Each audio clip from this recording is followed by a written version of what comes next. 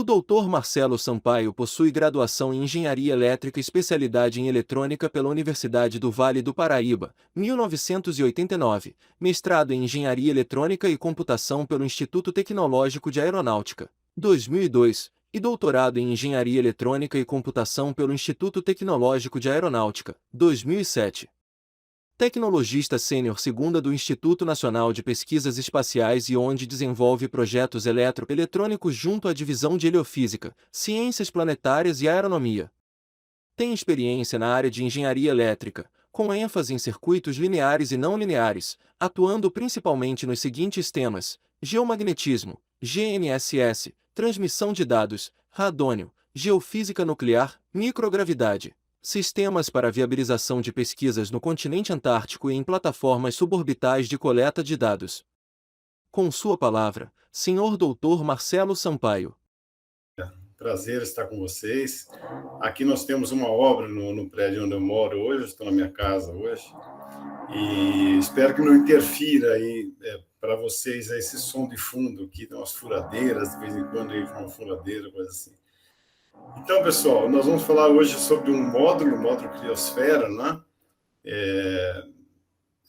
Como eu não estou vendo ninguém aí, eu espero que vocês interfiram aí caso aconteça alguma coisa aí, caso o som não esteja bom, não é? Ou a imagem esteja ruim também, por favor. Ok, pode deixar. Ok? Ok, pode deixar. Beleza, então. Eu vou compartilhar uma tela aqui com vocês. E aí eu espero que vocês me acompanhem aí, se for possível, evidentemente. Vamos lá, compartilhar.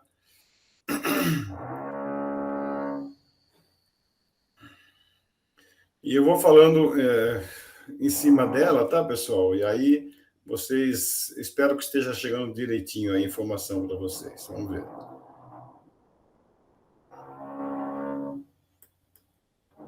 Perfeito. Então tá, pessoal. Um projeto que eu recebi incumbência, né, no ano 2011, tá aí o Criosfera, a ideia é monitoramento atmosférico na Antártica, tá? Então, eu queria apresentar para vocês os desafios que eu recebi, né, tecnológicos e logísticos, para implementar esse módulo de pesquisa, né, no deserto antártico, né? Então, no continente antártico, mas já num ponto bem próximo ao Polo Sul, né, no paralelo 84. É uma coisa bem distante. Eu sempre que fui no início, ia para a Antártica na década de 80, 90, sempre fiquei imaginando como seria trabalhar no deserto da Antártica, no centro da Antártica, né? E tive essa oportunidade agora em 2011, 2012.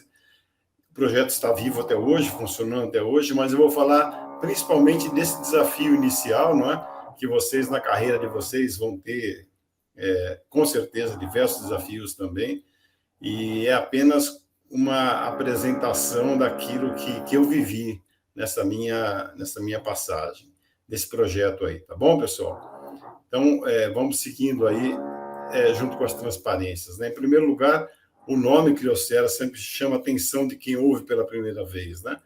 Nada mais é, então, que a parte sólida, o estado sólido da água presente nos três componentes da biosfera, tanto na litosfera, quanto na atmosfera, quanto na hidrosfera, não é? Então, é a isso que se dá o nome criosfera. Principalmente se usa nos mantos, grandes mantos do planeta, né, de gelo do planeta, que são a Antártica e a Groenlândia, tá bom, pessoal? Olha, vocês podem anotar as dúvidas de vocês, podem colocar no chat aí, espero me lembrem de ver no final, mas eu vou deixar o meu e-mail disponível com o professor Luiz também, com vocês no anfiteatro aí em Campo Mourão também. Vocês podem passar as dúvidas de vocês depois ou no final da palestra, sem problema nenhum, tá bem? Elas vão surgir aí tranquilamente e eu estou aqui à disposição para poder responder, não só agora, mas ao longo das semanas aí, tá bom, pessoal? Então, vamos lá. O que é a Antártica, né? Um continente, né? O quarto maior continente do planeta, né? Ela tem um papel essencial, né, nos sistemas naturais globais, é um regulador térmico do planeta, na verdade é o principal, né? E para a gente que está bem próximo dela, aqui na América do Sul, né, ela controla as circulações atmosféricas e oceânicas, hein? Influência total no nosso clima, já há muito tempo já que isso é levantado. A influência da Antártica no nosso clima total. E é gigante, é um continente gigante, com 13,6 milhões de quilômetros quadrados, né? 98% da Antártica é coberta por gelo, em diversas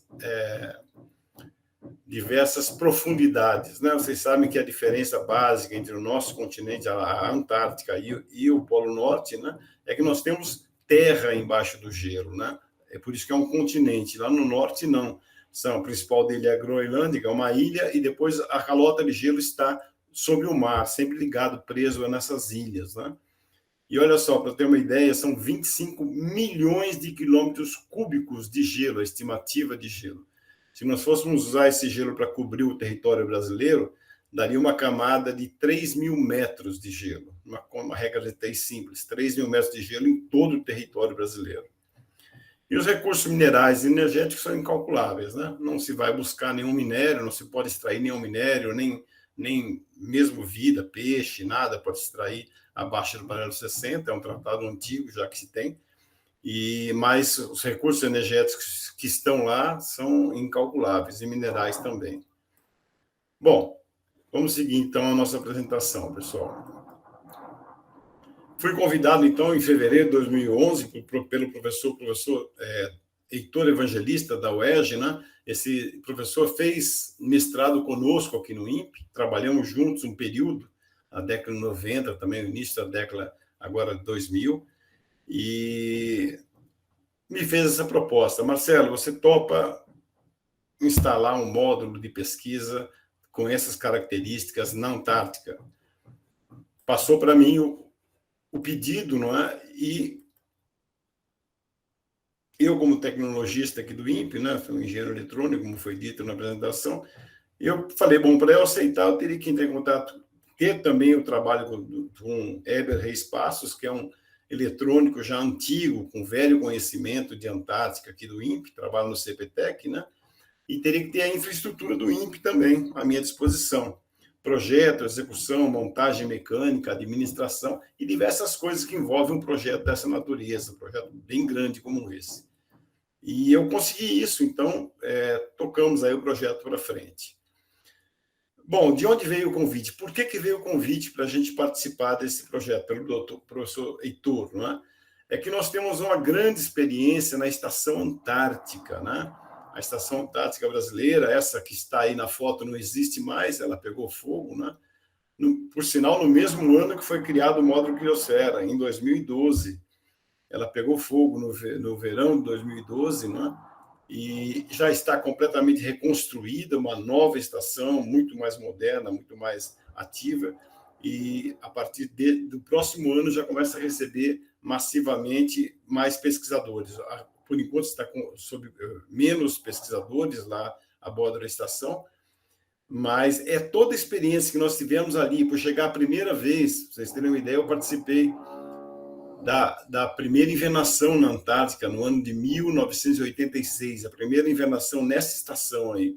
Então, toda a experiência, toda a bagagem que nós temos, tanto eu quanto o professor Heber também, foi usada, e o professor Heitor também, né? Foi usada na criação desse módulo Criosfera, tá bom, pessoal?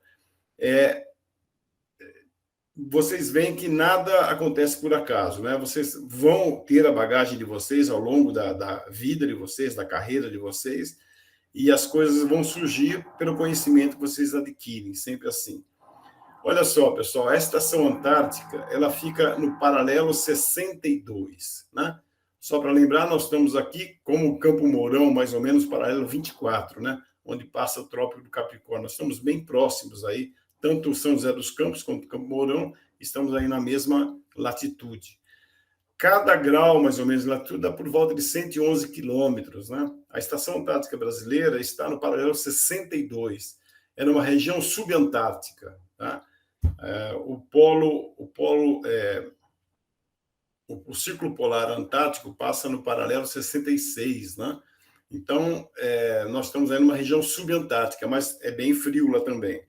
E nós vamos continuar falando da estação, quer dizer, como é que nós saímos daí e fomos para o paralelo 84. Então, a experiência que nós adquirimos em 62, nós passamos ela lá para o que nós fizemos no paralelo 84, que é onde iria ficar, onde ficou, está lá até hoje, o nosso módulo criosfera. Novamente, aí nós vamos ter uma ideia, está aí o mapa da Antártica, né, com seus 13,6 milhões de quilômetros quadrados, né? E aí os grandes mares congelados aí de Weddell e Ross, a estação antártica está aqui na Península Antártica, no final da Península Antártica, e o módulo criosfera, então, bem próximo do Polo Sul, a 6 graus do Polo Sul, tá? Ou 600, 700 quilômetros do Polo Sul. Qual que era o desafio? Qual que é o desafio inicial que eu recebi? O módulo seria um módulo sustentável. Ele não usaria nenhuma energia que não fosse a solar e a eólica para se manter. Então, o nosso desafio era como armazenar energia, gerar e armazenar energia, não é? Naquelas condições de clima, né? Tanto o consumo quanto a geração e armazenar a energia. Então, esse foi o nosso desafio inicial, né?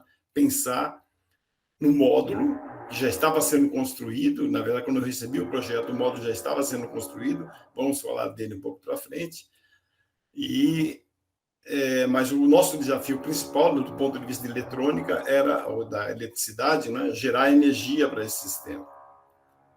Como vocês sabem, né? Lembrando do nosso curso lá, do curso básico, né? Nós temos aí as 4 estações do ano e em cada época tem a sua particularidade. O ciclo polar antártico, que passa no paralelo 66, qual é a peculiaridade dele? É que abaixo dele, até ele, na verdade, em cima dele, vamos dizer assim, né? Nós temos pelo menos um dia no ano, né? Em que eu vou ter noite completa, né? E no verão eu vou ter um dia completo, tá? Então, essa é a peculiaridade desse ciclo polar. À medida que eu vou indo para 90 graus, à medida que eu vou indo lá para o Polo Sul, mais dias vão ficando escuros no inverno, totalmente escuros, né? 24 horas de noite e 24 horas de sol no verão, não é? Essa é a particularidade, então, desse ciclo polar antártico, né? Por lembrança, aqui nós temos também nosso trópico de Capricórnio, que passa, como eu disse, aí próximo de Campo Mourão, passa aqui também em São José dos Campos. Nesse trópico, pelo menos um dia do ano, nós temos o sol a pino, 90 graus, né? Essa é a particularidade, então, desses trópicos, né? 66, você vê que é o complemento de 23,4, que é onde passa o trópico de Capricórnio. Então, vamos lá, pessoal, vamos seguir aí. Está lá, no solstício de verão, né, no dia 21 de dezembro, eu tenho sol 24 horas por dia lá na estação, e isso vai até o próximo equinócio, praticamente, o mês do equinócio, nessa região que nós estamos, né? E a partir daí, só noite, só o vento poderia, então, abastecer o nosso sistema. Onde eu fui buscar informações, pessoal, informações com mais precisão. Nós temos um software aí, alguns de vocês já devem conhecer, uma página, inclusive, stellarium.org, fornece página e fornece software também disponível, gratuito ou pago, dependendo daquilo que você quer, não é? Que te dá as condições de qualquer estrela do campo, o nosso campo visível, né? E entre elas o Sol, né? Que posição que ela vai estar em qualquer ponto geográfico, em qualquer data que você quiser. Vale a pena conhecer esse software, essa página, stellarium.org. E lá, então, de lá eu levantei que naquele ponto, naquele paralelo 84, nós teríamos 5 meses de Sol, o mês de março no equinócio, a transição, o mês todo transição, até ter um dia com 12 horas de sol, 12 horas de noite, pelo menos um dia, né? E 5 meses de noite, e setembro a transição. Então, assim que eu deveria trabalhar para equacionar a minha capacidade de geração e a minha capacidade de consumo de energia na estação. Pessoal, vocês só queria que mandassem um positivo para mim, se estão me ouvindo bem, está tudo tranquilo até aí a apresentação. Tá perfeitamente, Marcelo. Ah, tá ótimo, então. Eu vou continuar, então. Obrigado, Luiz. Nada. Bom, então eu vou separar a apresentação daqui para frente, a parte de tecnologia, falar sobre o módulo, equipamentos, fixação de sensores. Isso é uma parte que eu vou falar, tá bem? A tecnologia é uma delas. A temperatura que nós encontramos lá, nós tínhamos, a princípio, só modelos meteorológicos, porque nós não temos ninguém, nunca tivemos nada naquela região, não é? Então, nós tínhamos modelos meteorológicos, uma região que fica a 1.600 metros de altura, não é? E num ponto tão distante, nunca se colocou uma estação meteorológica lá. Então, tudo que nós tínhamos era por modelo. Mas o que nós medimos lá, e mostrou que o desafio dos modelos era tão grande quanto o desafio prático, né? Então, nós temos no verão uma temperatura média de 15 graus, em janeiro é quando eu tenho o verão mais quente, né? Menos 4 graus foi a temperatura máxima que nós medimos lá, e no inverno, menos 40 de temperatura média. Isso acontece no mês de julho, a média de julho foi menos 40, tá? Mas chegamos a medir 63 até 67 graus negativos nesse local já. Então, eu ia ter que conviver com isso. Por quê? Porque o nosso módulo não tem aquecimento. O nosso módulo só teria os equipamentos funcionando. Então, os equipamentos teriam que suportar essas temperaturas, essas variações de temperatura. Vento, a média anual de 12 metros por segundo, é uma média muito alta para quem trabalha com meteorologia, ou quem vai trabalhar com meteorologia vai ver isso. É uma média muito alta de vento, tá? 45 km por hora, e rajadas de 28,5 metros por segundo.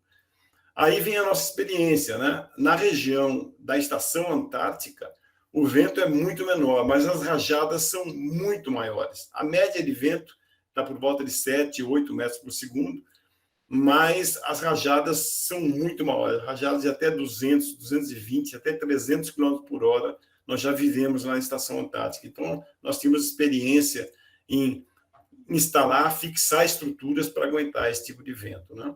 Acumulação de neve, olha só, nós temos acumulação e não deposição, né? Porque a neve que chega lá, como é um deserto, a precipitação é muito pequena. Então, a precipitação que chega lá vem do oceano, né? Oceano austral, né? Oceano glacial antártico, né?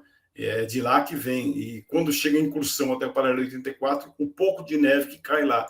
Mas tem a neve que é arrastada pelo vento. Então, nós temos acumulação de neve. Quer dizer, todo ano o solo fica 15 a 20 centímetros mais espesso de neve, e isso, à medida que a pressão atmosférica vai andando, o ano vai passando, né, isso vai abaixando, quer dizer, é como se o solo fosse abaixando. E junto com ele, o nosso módulo também. Olha o desafio que nós estamos tendo. Junto com o acúmulo de neve, o nosso módulo vai abaixando ano a ano pela pressão atmosférica, né? Até que essa neve muito antiga, que caiu lá milhares de anos atrás, vire gelo e vá se deslocando, né? A neve toda é viva, o gelo todo da Antártica é vivo, né? Não está parado, né? Vai se deslocando para a costa para fazer os icebergs, montar os icebergs lá. Então, 15 a 20 centímetros de deposição de neve por ano. E a umidade relativa medida com nossa instrumentação lá é 72% e 40% no inverno. A relativa é alta, entretanto, a umidade absoluta é muito baixa, porque a umidade relativa, vocês estudaram, né, depende sempre do volume e com relação à temperatura ambiente. Bom, então, um dos pontos vai ser a tecnologia que eu vou falar. O outro vai ser a logística de transportar esse módulo, que quando eu peguei o projeto, ainda estava sendo feito lá na cidade de Skellefteå, na Suécia. Ela teria que vir, então, para o Rio de Janeiro, da cidade de Skellefteå, ela teria que ir para o Rio de Janeiro, depois para o INPE, depois para a Universidade Federal do Rio Grande do Sul, para Punta Arenas, e chegar no paralelo 84. Então, a logística é muito desafiadora também, para levar o módulo e todo o equipamento de pesquisa para lá, né? E seria fixado, como eu disse, a 1,5 m de altura do chão, né? Sempre para eu ter uma lazeira e um espaço para o vento circular, não é? Diminuindo o acúmulo de neve. E a logística também, transporte do módulo, alimentação, segurança do pessoal, né? Parte pessoal. Está aí o nosso módulo sendo feito lá na Suécia, tá? Na cidade de Berko. Ele veio careca aqui para o INPE. Eu estive lá, tomei nota de toda a estrutura, recebi a planta dele, tomei nota de toda a estrutura para fixar os geradores eólicos, painéis solares, tudo que ia no exterior e os nossos equipamentos também na parte interior do módulo, né? É um contêiner marítimo, né? Com essas dimensões aqui e com todos os sistemas de fixação próprios lá para ser transportado em caminhão, navio, avião, onde precisa. Quer dizer, o mesmo modal de um contêiner marítimo. Está aí o transporte, ele chegando da Suécia para o Rio de Janeiro, veio de caminhão para o INPE, aqui em São José dos Campos. Nós estamos mais ou menos a 300 quilômetros de São José dos Campos, pela Via Dutra, né? Ele chegando no INPE, pegamos ele com uma empilhadeira, colocamos ele sobre 4 suportes de concreto, num jardim ali ao lado do prédio que eu trabalhava, né? E começamos o trabalho, então, de fixação do material nele. O que nós teríamos, então, seguindo a definição dos equipamentos, da parte, nós teríamos sensores, temperatura, pressão, umidade relativa do ar, velocidade e direção do vento, isso no ano 2011 para 2012, tá, pessoal? Nós temos novos instrumentos instalados nessa plataforma já atualmente. Eu estou falando só do desafio do projeto daquela época. E também medida de CO2, dióxido de carbono. Aerossóis, um sistema que nós teríamos que desenvolver, sistema de amostragem de ar mensal por filtros Nuclepor, tá? Quer dizer, nós temos que passar através de bombas, forçar a passagem de ar através desses filtros, e esse filtro ficaria na estação para ser analisado posteriormente, né? Quer dizer, no próximo ano, quando nós chegássemos lá, iam pegar esse filtro e fazer uma análise microscópica dele, tá bem?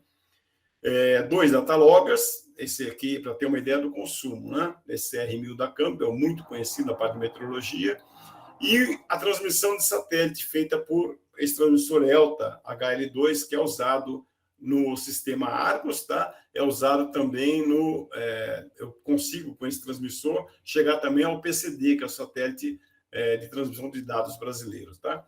Esse sistema Argos, só para vocês terem ideia, tem 7 satélites em órbita polar, cobrindo praticamente todo o globo terrestre, tá? Eles têm órbitas regulares de 100 minutos e eu fico simplesmente transmitindo os dados para eles, tá? É uma taxa de dados bastante baixa, no máximo 32 bytes, pessoal. Não assustem, 32 bytes de dados, tá? É o que nós temos para transmitir. E nós nos adaptamos como com ele? Transmitindo apenas a mudança da última medida para a nova medida. Então, nós compactamos, assim, a transmissão de dados. Para quem é de eletrônica, vai ter um pouco mais de facilidade de entender isso. Mas quem não é, não tem problema, nós vamos tocando o barco. Então, está a 850 quilômetros de altura, esses 7 satélites que estão em órbita, tá? É um sistema francês e americano, tá? A gente paga uma taxa para eles para poder utilizar o sistema deles, tá? Argos. Bom, então, visto os equipamentos que nós tínhamos, nós chegamos a um cálculo de 900 watts hora dia de consumo, né? Então, esses 900 watts hora dia, eu tive que criar os cálculos, criar um sistema para ficar imaginando, aqui na última linha, durante até 3 dias sem vento durante o inverno, né? Ou 3 dias sem sol, que é muito difícil no verão, tivesse coberto com nuvens, né? Mas é muito difícil isso, e sem vento também é muito difícil, né? Eu consigo ter autonomia para funcionar os meus equipamentos, tá? Então, o que nós usamos? 4 painéis solares de 175 watts cada. Sempre que você fala a potência de um painel solar, você tem que dizer qual é a radiação que está nele, né? Então, o fabricante da potência do painel, ele tem que estar sempre relacionado a essa potência aqui, 1000 watts por metro quadrado, a 25 graus. Normalmente esse é o padrão, tá? E 4 turbinas eólicas com 200 watts cada, né? De vento de 12,5 metros por segundo, tá? Então, essas turbinas colocamos por redundância, mesmo assim, tá? Mas nós teríamos essa capacidade. As baterias de tipo AGM, de 8 kW cada uma, tá? Perdão, o banco todo com 8 kW. O painel solar da empresa SolarWorld, Southwest Wind Power, as turbinas, né? E o gerenciamento para eu pegar a energia gerada pelo painel solar e também pelo gerador eólico e guardar na bateria, tem que ter um sistema de gerenciamento, que é o Solar Stick, tá bem? Os fabricantes são de alta confiabilidade, foi gasto um bom dinheiro com isso, para nós termos lá o equipamento funcionando. Bom, só para voltar para um ponto que nós vamos chegar daqui a pouco, nós temos apenas 20 dias por ano naquele local. Então, a manutenção é feita durante 20 dias apenas por ano. Depois disso, a gente vem embora. A gente vai para no verão, passa lá a logística toda de 40, 45 dias, mas passa mesmo o filé lá de ficar nesse módulo é entre 20 e 25 dias no máximo. Então, tudo que é feito lá é desatendido. Tudo que é feito lá tem que ser automático, né? A geração de dados, transmissão de dados, a geração de energia, tudo desatendido, tá bom, pessoal? Então, olha só, continuando na parte de projetos, né? Então, nós temos lá, na parte interna, um racking para colocar os equipamentos, com isolamento térmico. Na época, nós colocamos isolamento térmico, porque, lembra, nós não temos aquecimento, não gastamos energia com aquecimento no módulo. Então, a temperatura interna do módulo é praticamente a temperatura externa, menos o pouco de energia que é dissipado pelos instrumentos, né? E, externamente, fixação dos aerogeradores, que o desafio era maior. Painéis solares, torre com sensores de meteorologia e a tomada de aerossóis e CO2, né? E no manto de gelo, fixar sensores de deposição de neve, né? Deposição, aí a palavra pode ser acúmulo, né? Acumulação de neve e também irradiação solar. Então, estamos lá, nós vamos sempre partindo do projeto, e do projeto passava para a prancheta do projetista e depois finalmente no projeto do INPE, né? No projeto com a mecânica do INPE. Mas antes, né, o projetista sempre fazia o trabalho de averiguar, com o vento que nós tínhamos, com a carga que nós íamos colocar, no caso aí, a torre de meteorologia e também os aerogeradores que estão colocados aqui à direita, tá? Saber o quanto essa haste ia suportar, o quanto de amortecimentos eu tinha que colocar nela para manter esses aerogeradores. E assim foi feito com toda a instrumentação, inclusive com o próprio módulo, né? O pé que nós íamos colocar nele para saber a área vélica dele se ia suportar com os ventos previstos, que nós tínhamos lá ventos de uma modelagem, né? Saber se nós teríamos, se teria condição, o módulo não ia cair, nem os aerogeradores iam cair. Então, tudo era feito uma simulação antes para ter certeza de que, ou uma certeza, bem próximo da certeza de que isso ia funcionar, não é? Então, está aí o nosso módulo, começando as instalações dele. Aqui a torre de meteorologia ao centro, os 4 aerogeradores fixados com as estacas, os painéis solares, já aí os distintivos sendo colocados, identificando o módulo, né, que não estava identificado no início, a porta de entrada. Essas 4 janelas são estanques, né?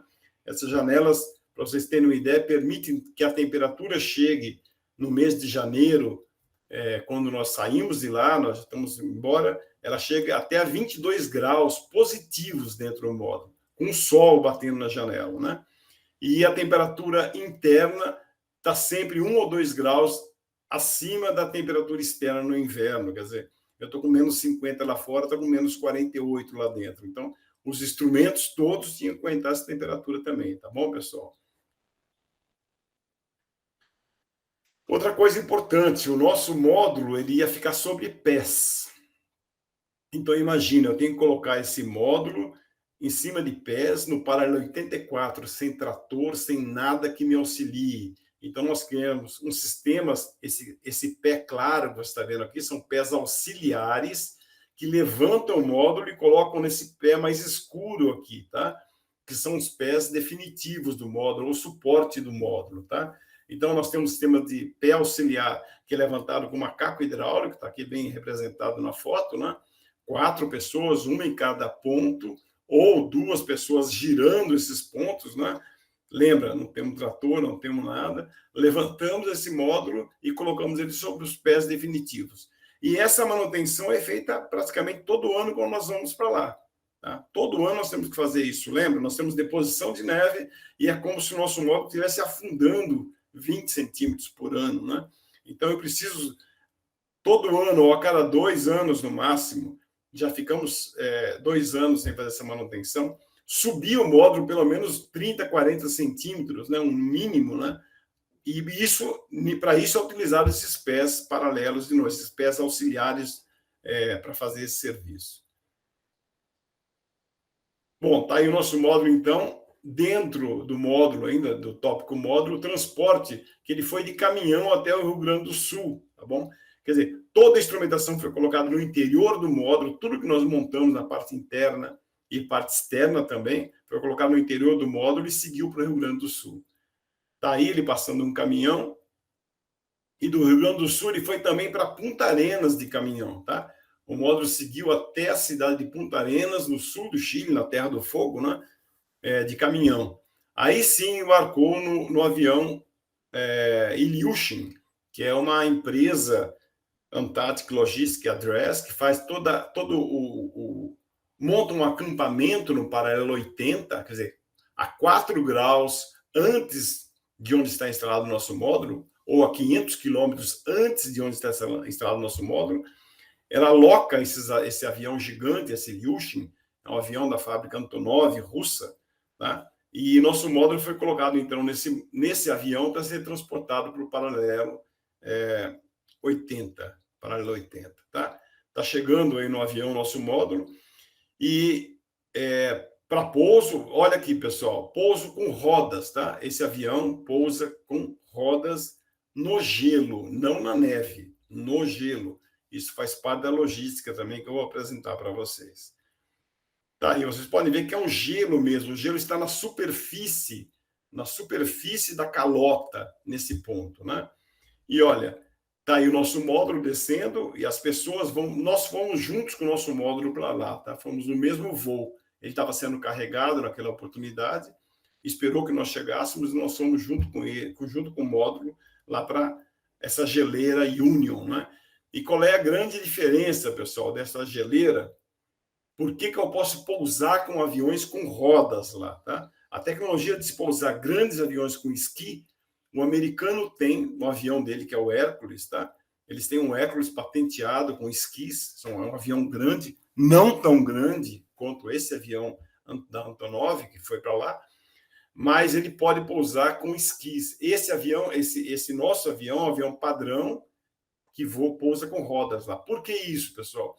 Porque no local, no paralelo 80, para onde nós fomos de avião, tem essa empresa Antarctic Logistic Address Expeditions, me desculpe, Antarctic Logistic Expeditions, ALE, mantém um acampamento lá, não é? Existe o ressurgimento da calota polar. Lembra que eu falei para vocês? Nós temos a neve sendo depositada, a pressão atmosférica afundando esta neve vai se transformando em gelo, e essa pressão atmosférica, então, faz escoar esse gelo para se formar um iceberg, os icebergs no oceano, né? Acontece que aí, nessa região, ele encontra uma grande cadeia de montanhas, tá? Uma grande cadeia de montanhas. E o gelo ressurge. Nisso que o gelo ressurge, ele se transforma numa pista natural. Tá bom, pessoal? Para o pouso. Então, o pessoal chega lá no início do verão, monta o acampamento, limpa a pista e recebe os turistas e também os pesquisadores que vão para lá, tá? Aí está o acampamento, o local dos turistas, vamos dizer assim, né, dos convidados. Aviões, esses aviões menores foram os aviões que levaram o nosso pessoal lá para o paralelo 84, a 500 quilômetros desse ponto que nós estamos aí. E eles são aviões com esquis, porque lá não tem pista de gelo, então o avião tem que seguir de esqui. Também, pessoal, dentro da nossa ideia de logística, tudo isso tem que ser levado em consideração, porque o preço do quilo é caríssimo para chegar lá nessa região, tá? Então, do paralelo 80 para o paralelo 84, foi montado um comboio com um trator, tá? Que andou os 500 quilômetros sobre o gelo e levou módulos, coisas que eles tinham que levar lá para o paralelo 90, lá para o Polo Sul, na época, porque o ano 2011 foi o ano do centenário da chegada do homem na Antártica. Então, tinha muito turista interessado, turista e milionário, né? Gente que tem um pouco de dinheiro para pagar $40 mil numa passagem de turismo, né? Foram até o Polo Sul lá para passar esse dia do centenário junto ao Polo Sul, vivendo as experiências ou imaginando a experiência que Scott e Amundsen tiveram na época que fizeram isso, essa travessia há 100 anos, saindo do mar e indo caminhando até o Polo Sul. Tá? E no final aqui estava o nosso módulo com toda a instrumentação dentro sendo puxada. Tá aí, então, a gente colocando o nosso módulo usando os pés provisórios para colocar no pé definitivo, montando o nosso módulo. Parte do peso já tinha sido tirado de dentro para poder movimentar, né? Esse módulo tem por volta de 2.000 quilos, com toda a instrumentação tinha por volta de 4.000 quilos o módulo todo, tá? Então, nós tivemos que esvaziar ele um pouco para ficar mais tranquila essa manobra de colocar o módulo sobre os pés definitivos, esse pé preto que está aqui no canto. Tá aí a gente começando a montar, então tudo que nós levamos aqui desmontado, tudo catalogado para fazer as montagens lá, item por item, parafuso por parafuso, para não se perder lá. É muito difícil trabalhar a menos 15 graus, né? A mão da gente congela rapidinho, então trabalhar toque em metal é bastante complicado mesmo com sol, as temperaturas baixas judia bastante da gente.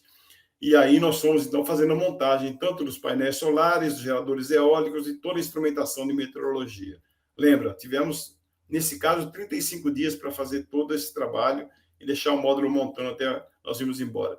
Aí está o interior do módulo, aqui de camisa preta, professor Heitor Evangelista, aqui de boné verde, Weber Reis Passos, eu aqui de pé, e aqui está o senhor Alexandre, aqui um amigo que também fez parte da UERJ, fez parte dessa expedição. Tá?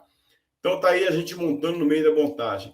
Parece bagunçado, mas é bagunçado mesmo, bastante bagunça, pessoal. É difícil, né? E olha que esse módulo só era usado para instrumentação e para equipamento. A gente dormia em barracas, a gente fazia almoço na barraca, a gente ia ao banheiro na barraca, tudo em barraca, nada do módulo. O módulo só para a parte fina, que é a parte de pesquisa, tá bom, pessoal? Então, é só para isso que serve o nosso módulo. Tá aí o sistema, então, depois eu posso conversar com ele, o sistema de amostragem mensal de filtros, que eu falei no início da apresentação, né, de aerossóis, 2 sistemas PLC, micro PLC, controlando essas bombas, né, e direcionando o fluxo, então, para cada mês passar num medidor desse, medindo, integrando o fluxo que está sendo passado para garantir que a bomba funcionou e não pifou, o quanto funcionou a bomba também, não é? Nós mandávamos para o satélite a bomba on ou off, só essa informação, mas o fluxo nós não mandamos dessa vez para o satélite. Atualmente nós fazemos essa montagem. Na época era só dizer se a bomba estava ligada ou desligada, mas eu não tinha informação se o diafragma dela estava bom, se ela estava realmente passando o ar por dentro do filtro. Ia ver depois nas amostras só, né? Então tá aí o nosso sistema que nós desenvolvemos aqui. Tá aí a captação de gelo, é outra preocupação, perdão, de gelo não, a captação de ar externa, né? Preocupação da neve, com esse vento todo não entrar no sistema, então nós temos que bloquear o máximo possível para pegar somente o ar, não pegar a neve junto, e então molhar os nossos filtros lá dentro, né? Sistema de controle aqui, esse era o controle das baterias, não controle das baterias. Esse aqui é o controle do sensor de vazão que nós usamos e também de transmissão por satélite. Bom, está aí o nosso módulo montado, né?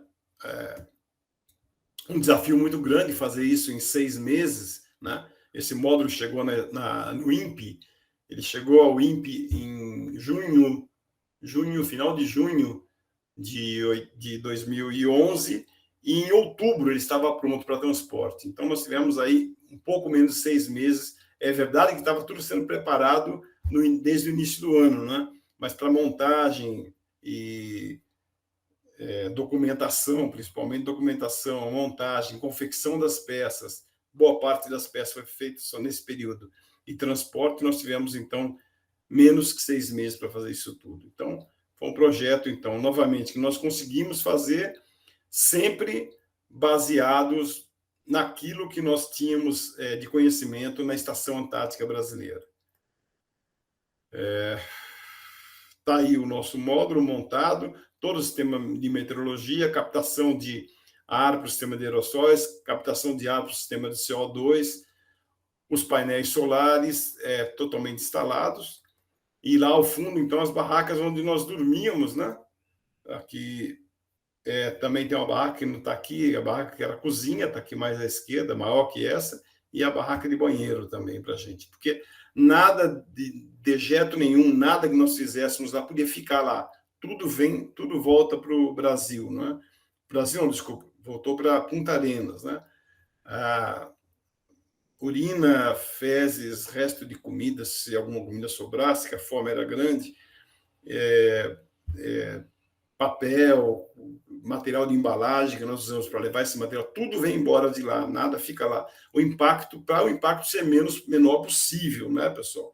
O impacto nunca é zero. O simples fato do módulo estar lá, o impacto não é zero, né? Mas nós tentamos transformar o impacto o menor possível.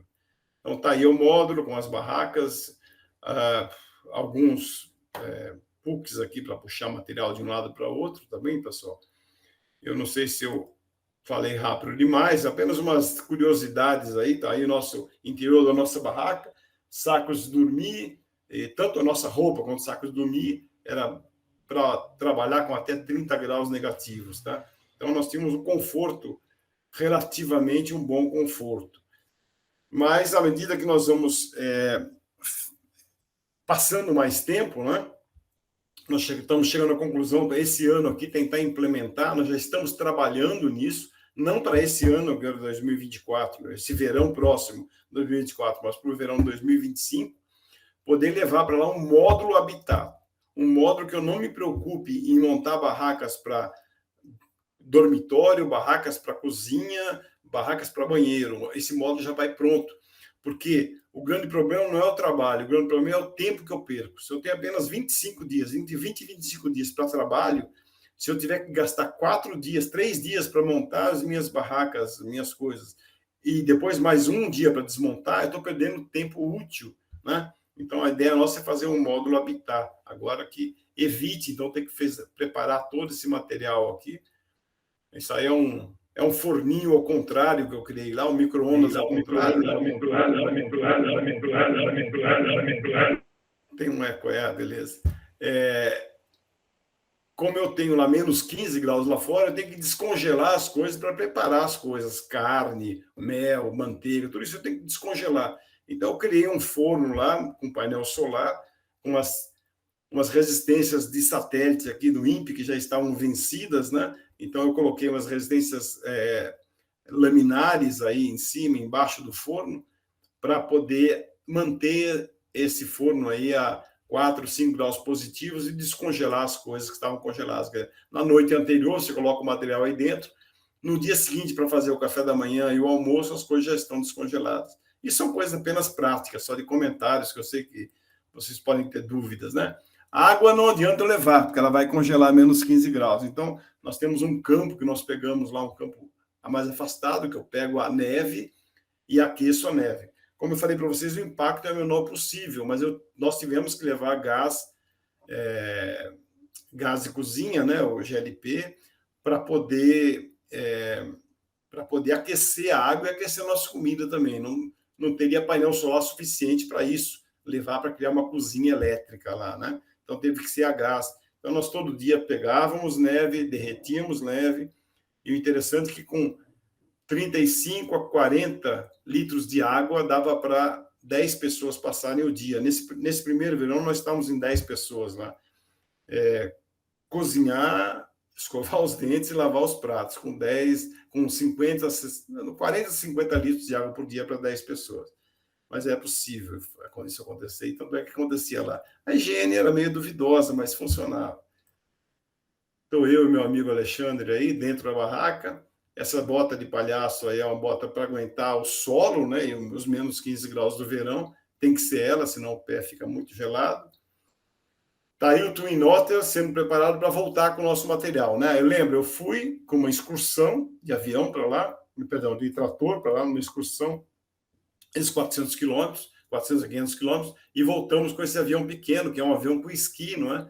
Que nos levou de volta a nós e todo o material que ficou lá. Tá bom, pessoal? Nosso módulo está aqui, tem essa estrada pequena aqui, tá? Está aqui o nosso módulo, não dá para ver muito bem aí, mas ele está aqui no meio do nada, né? No meio do nada. Então, Nós temos, como eu disse, né, 14 milhões de quilômetros quadrados de gelo, então é um deserto realmente. E por que o paralelo 84 foi instalado, pessoal? Que é mais ou menos o meio do caminho entre o paralelo 80, onde há a grande movimentação no verão, onde está montado o equipamento da Antarctic Logistic Expeditions, né? Que há um grande volume de pessoas que chegam até lá pesquisadores, muitos turistas, a maioria turistas, e também pessoas interessadas em escalar o Monte Vinson, que fica ali ao lado, um monte com 3.000 e tantos metros de altura. São pessoas que fazem novamente um desafio chamado de Seven Summits, que eles sobem os maiores picos de cada continente. E esse normalmente o último ponto, é o ponto mais caro para chegar até lá. Mais caro, logística é mais caro, né? Então tem muitos alpinistas, turistas e também pesquisadores que vão até esse ponto do acampamento que está no paralelo 80. E no paralelo, para chegar de lá, então, como eu disse, o paralelo 84 está entre o Polo Sul, que é 90, né? E esse paralelo 84, para ter o menos impacto possível dessas duas fontes de sujeira ou poluição. Tá bom, pessoal? E está aí o avião, nós voltando de lá. Nós voltando aí nesse ano 2012, já no ano 2012, né? Vocês notem que o chão é gelo realmente, e está aí o Ilyushin trazendo a gente de volta. Pessoal, esses dois endereços que estão aqui, se vocês quiserem anotar ou pedir para mim de novo, tá? Esse endereço aqui é do nosso módulo Criosfera, tudo que é gerado, dados, excursões, tudo que foi feito, o histórico do módulo, e também um documentário que há pouco tempo foi lançado, está disponível nesse site, criosfera1.com, tá? E esse aqui é o endereço do INEMET, de meteorologia, onde, vamos ver se eu tenho sorte de conseguir aqui entrar nele, onde os nossos dados são transmitidos de hora a hora através do sistema Argus, né? Como eu disse a vocês, os nossos dados são transmitidos. Vamos ver se eu consigo aqui separar uma página da outra. Assim. Perfeito. Vamos ver se... não vai dar. Eu vou ter que levar até lá para mostrar para vocês. Eu estou compartilhando a tela, né? Agora sim. Tá vendo, pessoal? Vocês vão clicar aí e vai aparecer todas as estações do INEMET, que o INEMET tem no Brasil, né? E se você for descendo, você vai achar a Estação Comandante Ferraz, onde está lá o site, tem os dados do INEMET sendo transmitidos também aqui para o Brasil. E se for descer um pouco mais, vocês têm os dados lá de meteorologia, lá do Criosfera, tá? É só clicar nele. Opa, vamos lá. Aqui, pronto. Clicar nele que deve aparecer as informações, né? Do nosso módulo, os dados médios horários que são transmitidos aqui para o Brasil, tá? Então, tabela, o gráfico, vamos ver as tabelas, tem uma falha aqui no meio, mas olha, para ter ideia, então, a temperatura lá agora está, a mínima dessa última hora foi 43 graus, agora está, nesse instante, 42, na hora que foi transmitido, né, na hora, e a máxima foi de menos 42 graus nessa época. Né?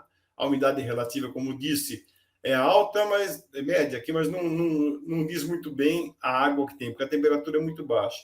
Temos um vento de 16 metros por segundo na direção 208. É a direção 190 graus, é o vento sul, que vem do sul e vai para o norte. Então, é a direção predominante do vento lá, tá?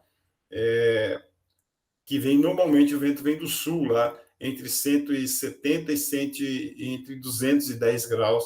É o nosso vento, o vento da região. A pressão atmosférica, a umidade, essas são informações que são transmitidas e disponibilizadas. Outras informações são apenas gravadas lá, para que no próximo verão, então, nós tenhamos acesso a ela. No próximo verão, então, a gente possa pegar esses dados. Deixa eu ver se eu volto aqui para assim, aqui sim, aqui estamos. Um pouco de confusão com a tela aqui, pessoal, mas eu acho que agora nós conseguimos. Pronto, aqui estamos novamente. Pessoal, desculpe se eu me estendi demais e dou a palavra a vocês aí, se vocês têm alguma dúvida que possa perguntar agora, ou podem anotar o meu endereço aí para passá-las para os alunos, eles podem me passar para mim.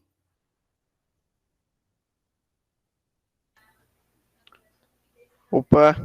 Oi, Boa Luiz. tarde, tudo bom? Acho que o professor Flávio está com uma instabilidade na rede dele, mas eu acho que eu posso. Opa, Vou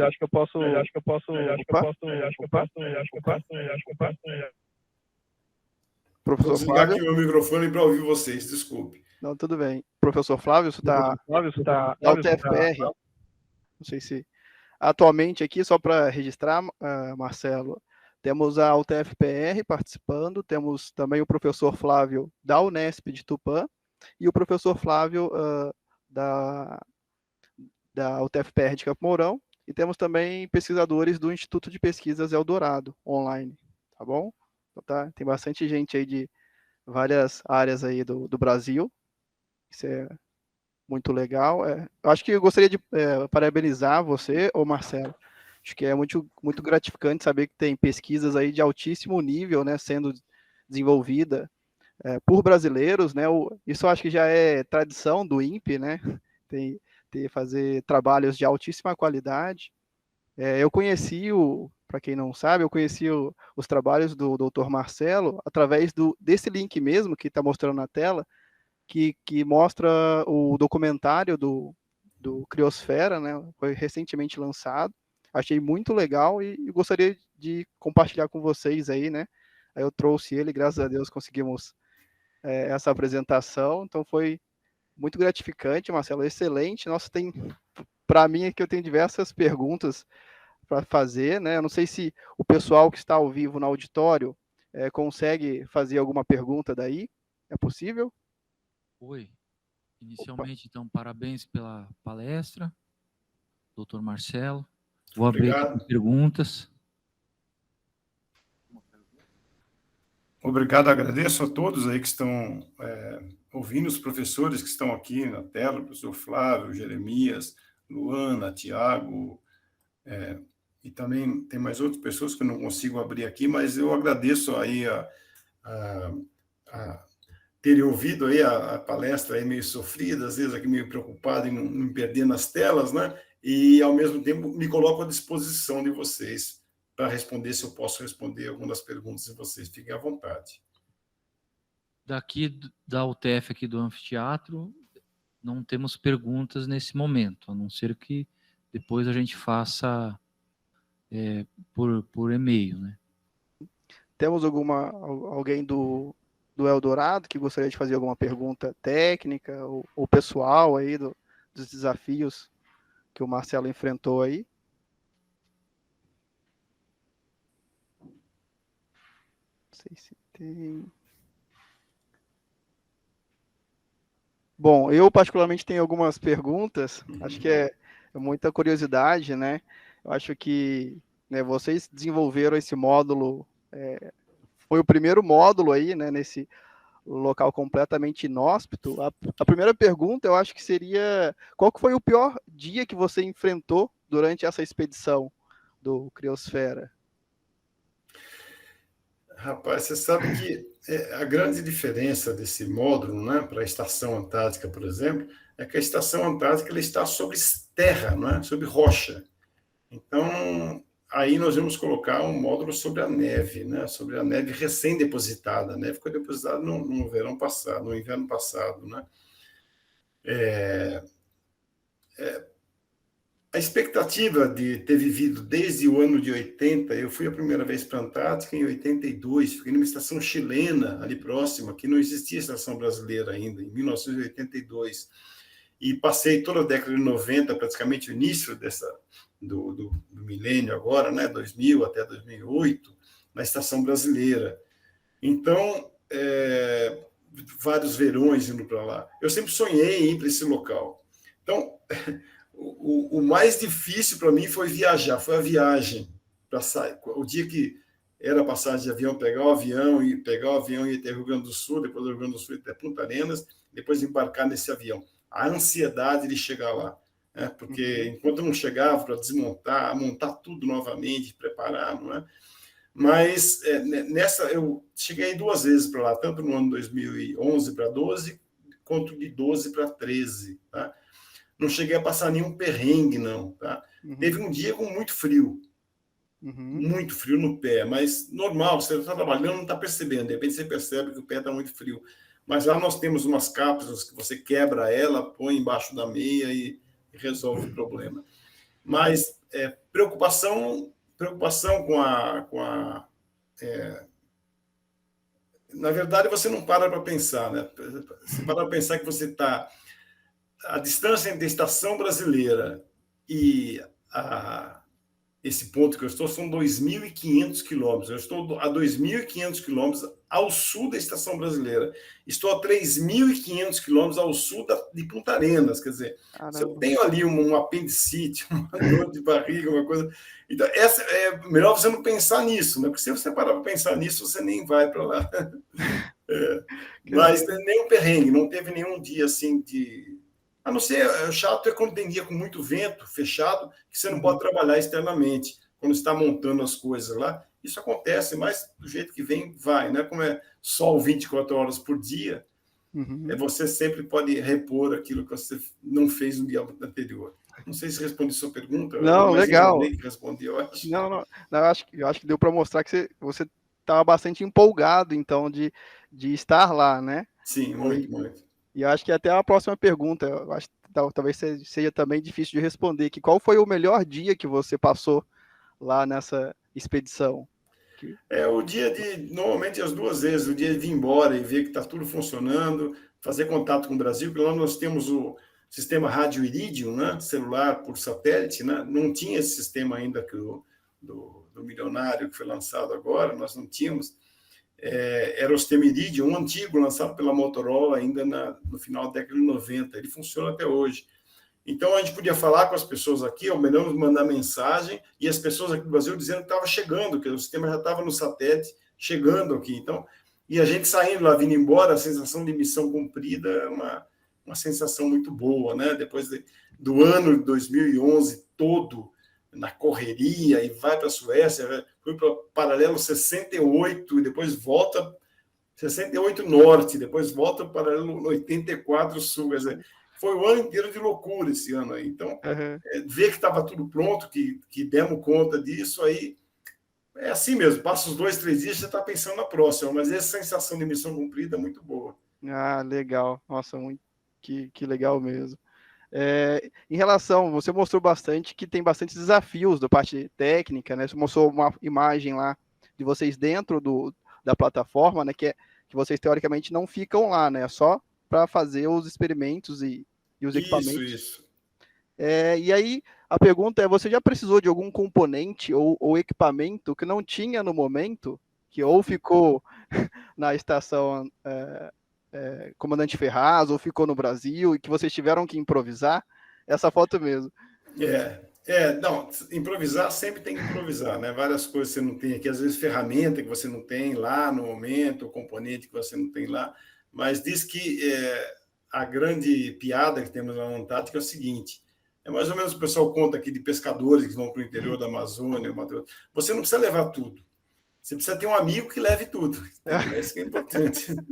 Então, às vezes falta também, tem que trocar informações com pessoas que estão aqui. Por exemplo, o sistema de controle das baterias, eu tinha uma visão dele e lá surgiu a necessidade de fazer umas outras coisas, mudança no software. Então, eu tinha que fazer contato, na época, pela internet mesmo. O Iridium permite contato pela internet, embora seja um sistema bastante caro, com o pessoal nos Estados Unidos, para trocar informação e criar esse sistema aí de modificar o software de controle de energia das baterias. Mas, com relação a componentes, o que a fita crepe não resolveu, nós levamos. É verdade. Todo mundo tem que ter, todo bom engenheiro, né? Isso, tem uma fita silver tape lá, alguma coisa que resolva. Sim. Bom, na UTFPR de Campo Mourão, eu sei que eu participei na época que eu fazia graduação, tem um projeto que chama Noite de Observações Astronômicas. E aí uma pergunta que deve ser interessante lá é: como que é o céu noturno da Antártica? Olha, na estação brasileira, nós estamos ainda no paralelo 62, né? Então, eu não chego nem a pensar em vislumbrar lá aqueles aquelas variações que tem uma compenetração de elétrons na atmosfera, né? Que são as auroras, né? No caso, seria a aurora também, como eu tenho no Polo Norte, também tem no Polo Sul. E também, eu acredito que deva ser, porque acredito, não vejo fotos lá do Polo Sul, é maravilhoso, né? Realmente uma limpeza total no céu, né? E a visualização, se você não tem nuvens, como aqui, né? É perfeita, porque você não tem luz nenhuma próxima, né? Céu. Nós, até agora, não tivemos ainda dinheiro no projeto, tá? Para alocar imagens, poder passar imagens para cá, tá? Então, não tivemos ainda experiência em colocar uma câmera externa, mesmo porque demanda muita logística também ter essa câmera pronta, que não vá o vidro não vai ficar nublado, que vai conseguir ter uma câmera que aguente até menos 70 graus, né? Investir dinheiro nisso, investir dinheiro em banda, porque nós não tivemos ainda necessidade disso. Mas tem um grupo no INPE que quer estudar a aurora, lá nessa região. Quer dizer, relacionar a aurora é um grupo do clima espacial, não é? Então, quer relacionar a aurora às grandes tempestades que chegam do Sol aqui para a Terra, né? Então, relacionar as datas. Então, é uma previsão de ser instalada uma câmera lá mais para frente um pouco. Legal. Que bacana. Eu, particularmente, tenho um telescópio em casa, né? Eu fico imaginando como deve ser lá num céu extremamente limpo, né? Sim. Que legal. E Marcelo, em relação ao TFPR de Campo Mourão, também tem uma mini usina solar, né, de painéis solares. E aí, para além da geração de energia elétrica, existe algum tipo de monitoramento da saúde desses painéis solares? Porque, por causa do constante acúmulo de neves, variações de temperatura muito extremas, existe algum, para além só de gerar energia, vocês monitoram também a saúde desses painéis e aerogeradores? Olha, nós tivemos uma surpresa com esses aerogeradores. Vou começar pelos aerogeradores e depois vou para o painel. Esses aerogeradores, o fabricante nos deu garantia vitalícia, por isso que nós compramos ele. Garantia vitalícia. 3 meses, os 4 tinham fundido, os 4. Caramba! Porque ele usa um freio eletromagnético, um freio para quando a bateria já está carregada, ele para de gerar energia. Esses grandes geradores das usinas que tem lá no Nordeste, o que acontece? O pá dele não ataca ao vento. Então, quando ele quer parar, por exemplo, não é o caso de parar porque a bateria está cheia, porque lá vai direto para a rede. Mas quando que tem que parar para manutenção, o pá dele gira e para de atacar o vento. Quer dizer, ele ataca o vento nessa posição, o gerador para.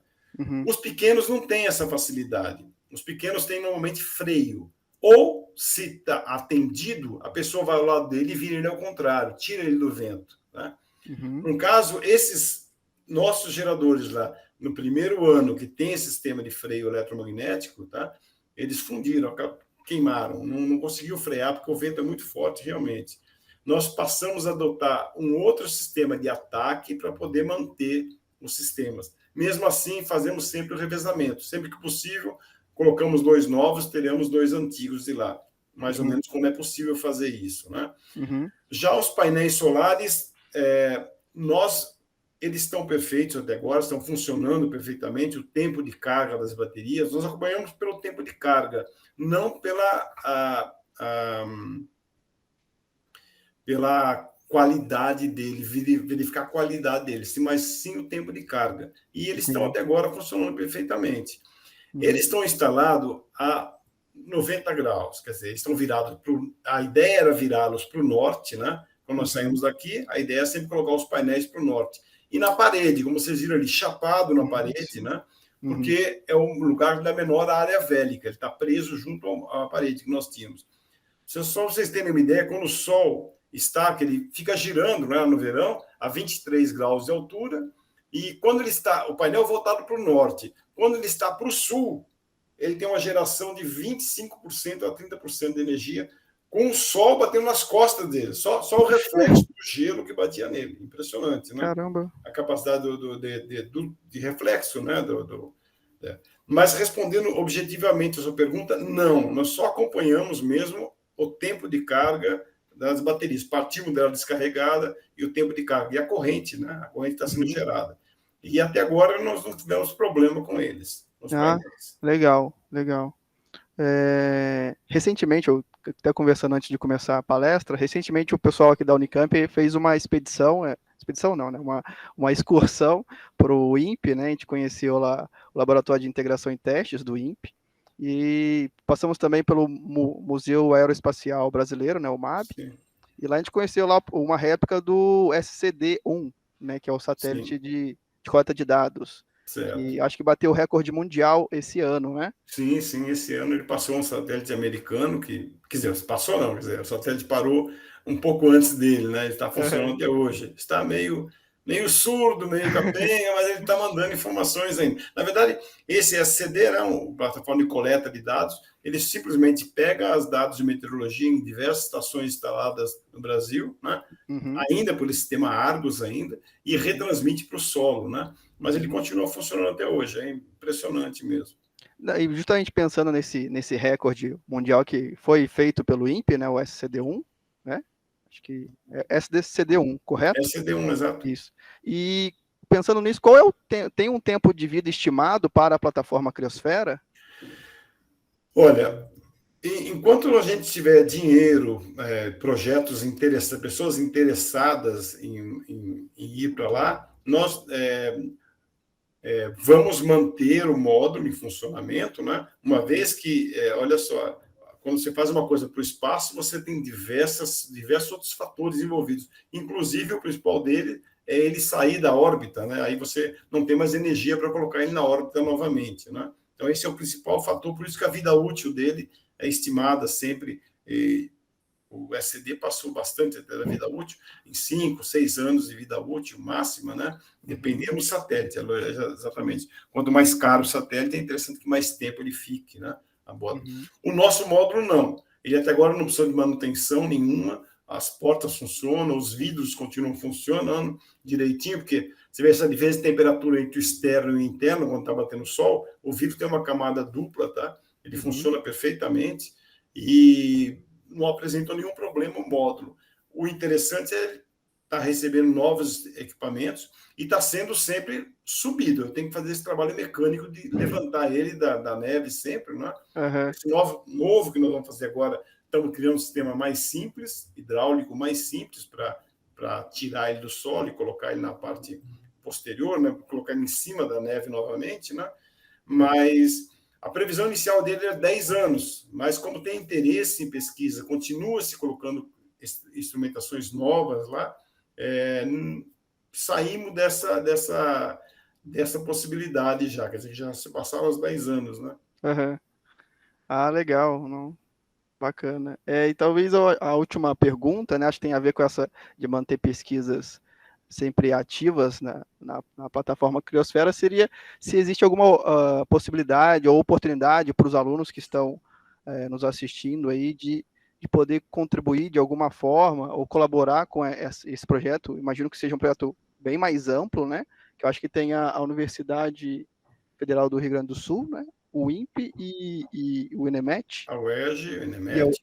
O UERJ.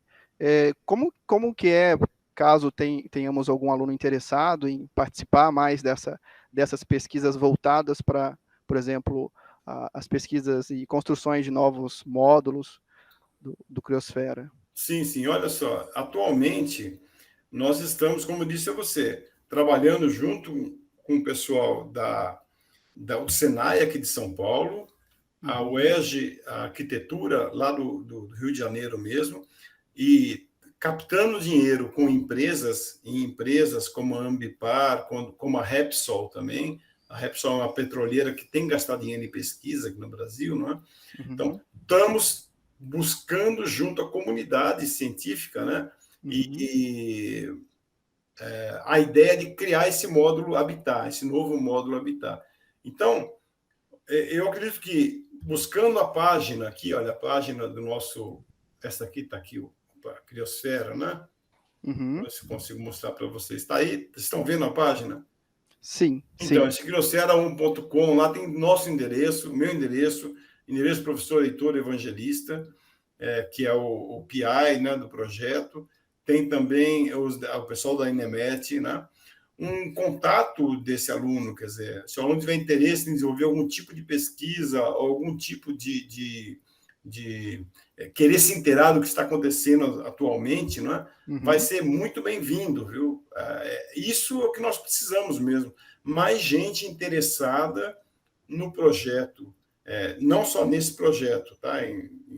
Nesse caso, é o projeto do Criosfera, né? Mas temos diversos outros projetos em andamento e os alunos podem sim. Há pouco tempo, eu fui consultado por um aluno de engenharia civil que fez o trabalho de graduação dele, TCC, né? O trabalho de conclusão de curso dele, com as edificações da Antártica, tanto as edificações no solo, quanto as edificações sobre neve, manto de gelo, que é o caso aí, né?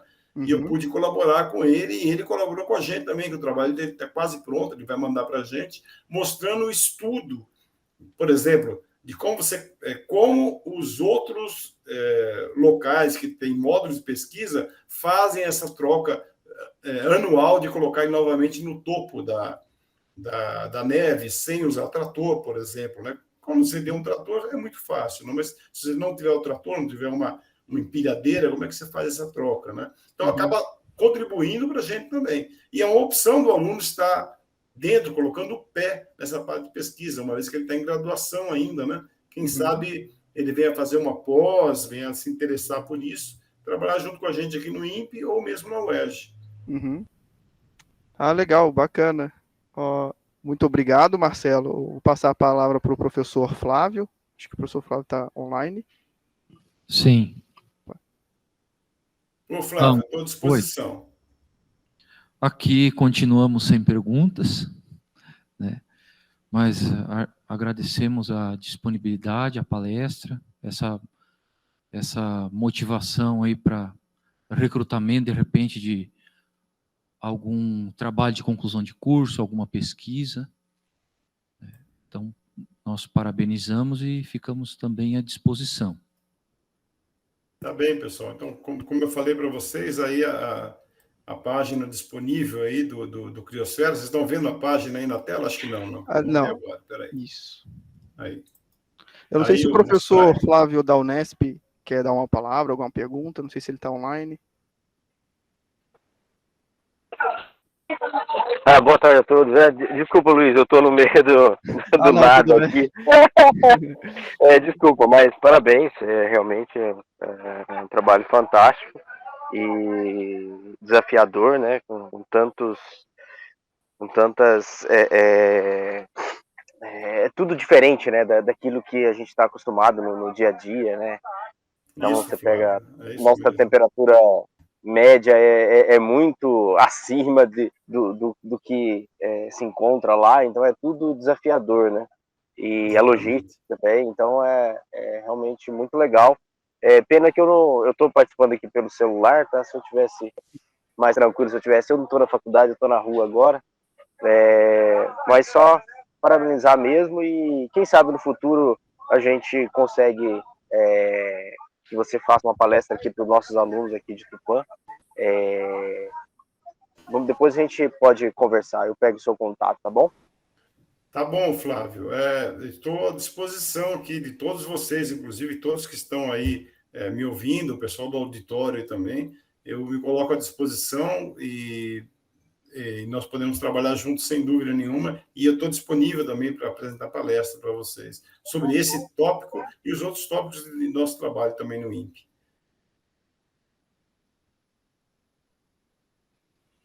Obrigado, estou à disposição. Se mais alguém tem pergunta, eu estou à disposição aqui. Eu acho que não tem mais não, né? O professor Flávio da UTF. Não, daqui não temos, só agradecer. Tá bem, Flávio, muito obrigado. Eu agradeço a você e a todos os ouvintes no auditório, que eu estou vendo pela câmera aí, pessoal. Falou, pessoal, obrigado aí, viu?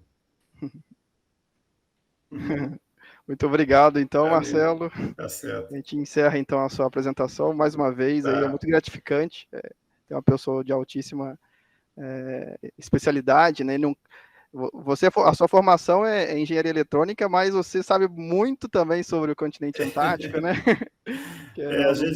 O que a gente não sabe, a gente pergunta, né? É sempre assim, você tem que ter sempre a humildade para ir buscar quem sabe e conhecer as pessoas certas para procurar, dividir o seu tempo da melhor maneira possível. E eu tenho essa facilidade. No INPE, eu tenho essa facilidade, é uma mecânica muito especial, pessoal de projeto muito especial.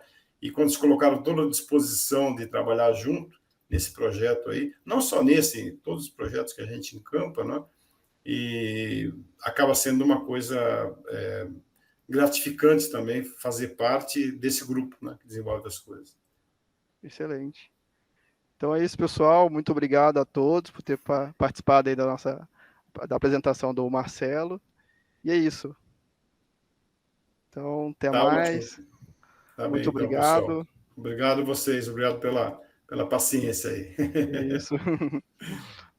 Até mais então, pessoal. Tchau, Tchau, Marcelo. Muito obrigado mesmo pela disponibilidade. Vocês, tchau.